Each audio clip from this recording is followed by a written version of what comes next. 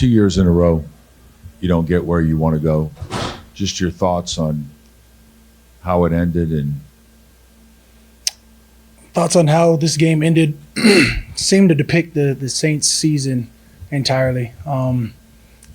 Chances to score, we didn't. Chances to make a big play, a couple tackles missed. Ebbs and flows. Team never gives up, fighting. But when you let a team last till the end of the quarter, or end of the fourth quarter, and end up getting beat in the fourth, how many games have we seen that this year? There's like I said, it just seemed like the games we lost, this is exactly how it happened. You let somebody who shouldn't have been in the race stay in the race, and that's how you end up losing. Do you see a good team in there? Obviously, there's change every year, but do you still look in that locker room and say, easily? Yeah. I mean, easily. You can look at players that have, made strides in the defense or on the offensive side of the ball. We have good players. We have got some potential great players in this locker room. And again, in the wins, you see a lot of what we needed to do: time of possession, get into the red zone, score. Team gets into a red zone, whatever it is, big plays are made on defense. It's got to go both ways. I think that there's a lot of potential in our locker room. We didn't capitalize on potential each and every game, and there's nobody else you can blame for except us. I don't think, albeit maybe one game, there was a chance for us to say, hey, we actually got beat this game.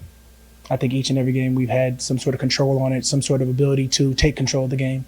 And when we didn't capitalize, we ended up losing. And that's what happens. You have to be able to capitalize on every opportunity.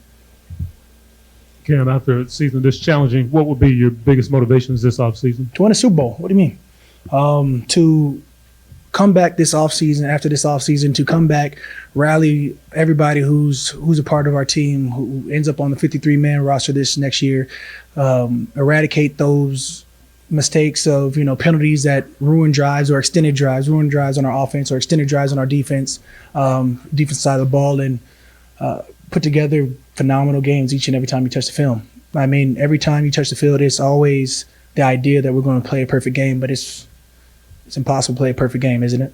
But we can all strive for perfection. Cam, how weird was today's game? Just with, it seemed like they didn't even bother to try to pass the ball for most of the game. Yeah, Sam Darnold, I think, did a good job of getting out of the pocket clearly. And when he was rolling out of the pocket, he wasn't completing anything. He started making plays with the feet down the field. They became more effective on the ground than clearly through the air. I don't know what it was. They had under 75 yards going into halftime. I'm talking about total offense. And then you come out and lose a game in the second half.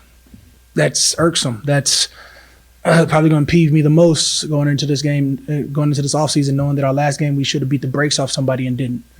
And I don't have any right to say we should have, because we did not. Shoulda, woulda, always is never coulda.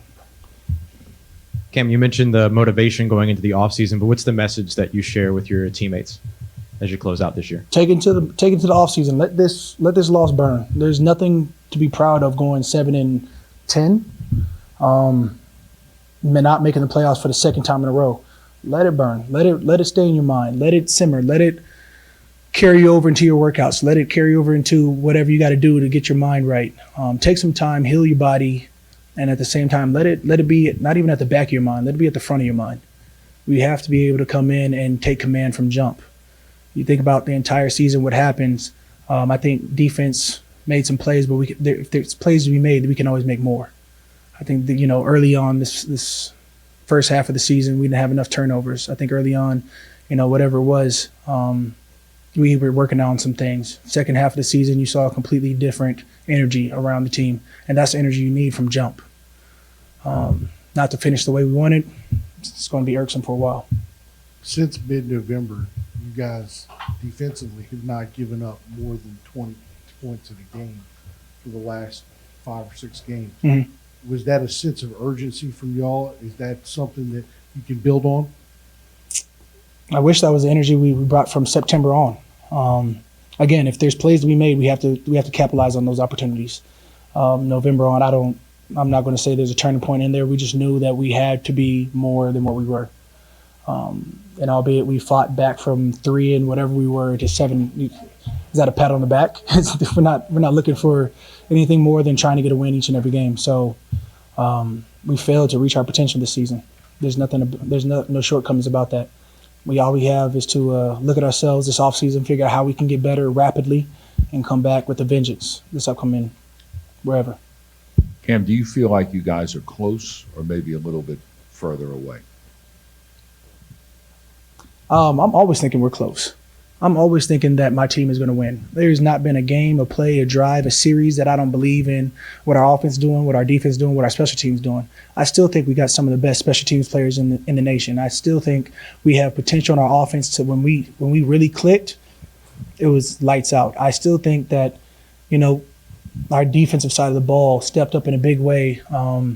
And if we could do that from jump, there should be nobody that would be messing with us. I think that in each and one of these games, again, we have been in position to win them.